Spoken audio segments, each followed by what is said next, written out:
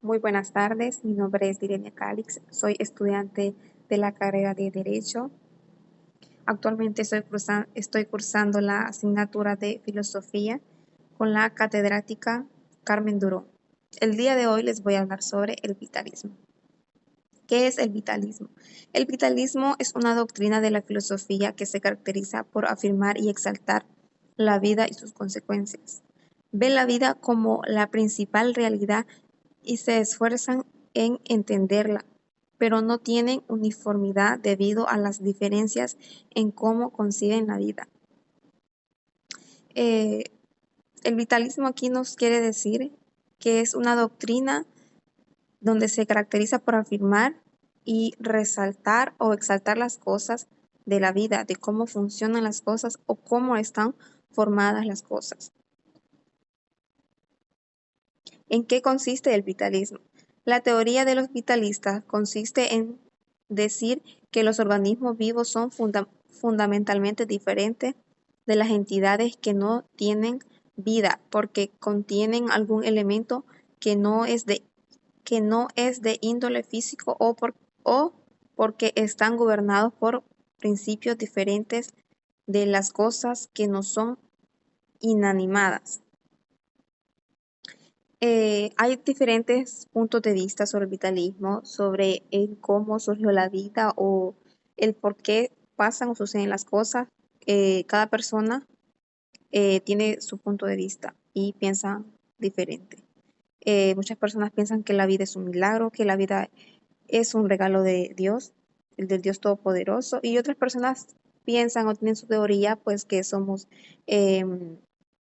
pues creación así o hemos evolucionado con el tiempo, o solo por así que de un día a otro existimos. En su forma más sencilla, el vitalismo nos dice que afirma que las entidades que tienen vida contienen algún tipo de fluido o un espíritu que las distingue. Es lo que les decía. Las personas que creemos en Dios y sabemos que existe un Dios todopoderoso, sabemos que nosotros los seres humanos no somos cualquier persona, ¿no? O no fuimos creados porque sí, no, nacimos con un propósito, con un don y fuimos creados por un ser superior, un ser supremo. En algunas de las formas más sofisticadas, el espíritu vital se convierte en una sustancia que infunde cuerpos y que es la encargada de darles vida. De esta manera, el vitalismo se convierte en la opción de que existe una organización distintiva entre los seres vivos.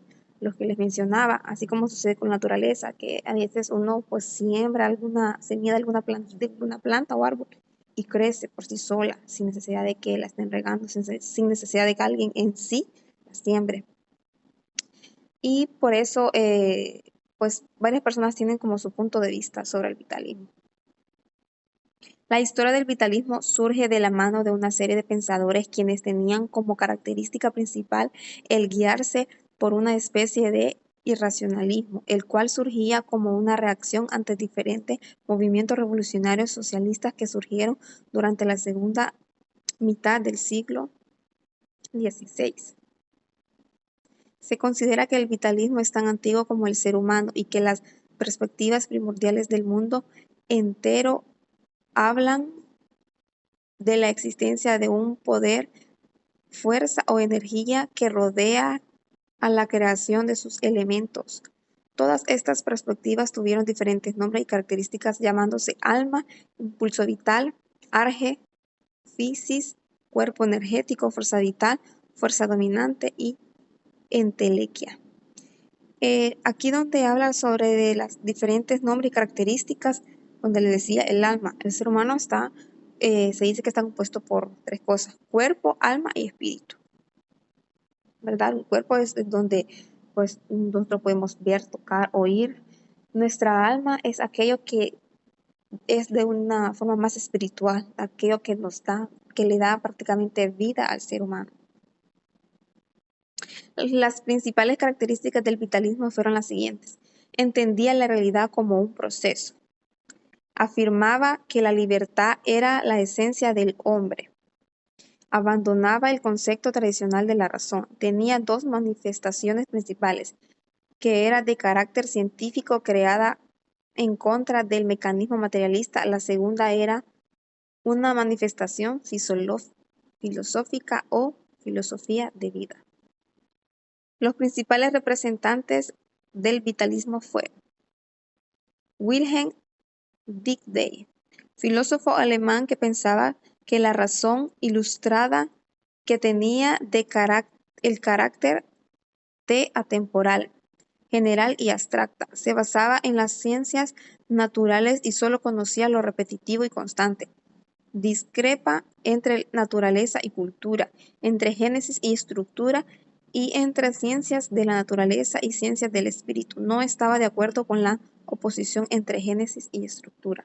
Como les decía, estos filósofos pues tenían su concepto, su punto de vista en cuanto al vitalismo y lo relacionaban con la ciencia. José Ortega y Gasset. Para el filósofo español, la vida se maneja en dos sentidos. En la primera etapa predomina el sentido biológico, mientras que en la segunda predomina el biográfico histórico. Habló de 7 características para referirse a la vida humana. Friedrich Nietzsche. Para este filósofo, la vida tiene un sentido biológico-cultural. Es un impulso natural y es vivencia. Su actividad crítica se resume en 3 puntos: crítica a la moral, a la metafísica y a las ciencias positivas. Henri Bergson, filósofo judío francés que pensaba que la vida es un impulso vital universal que lucha contra la materia porque aquel quiere progreso y ésta lo retarda. El objetivo principal de la filosofía es captar la realidad y la vida. Esto ha sido todo. Muchas gracias por su atención. Feliz día.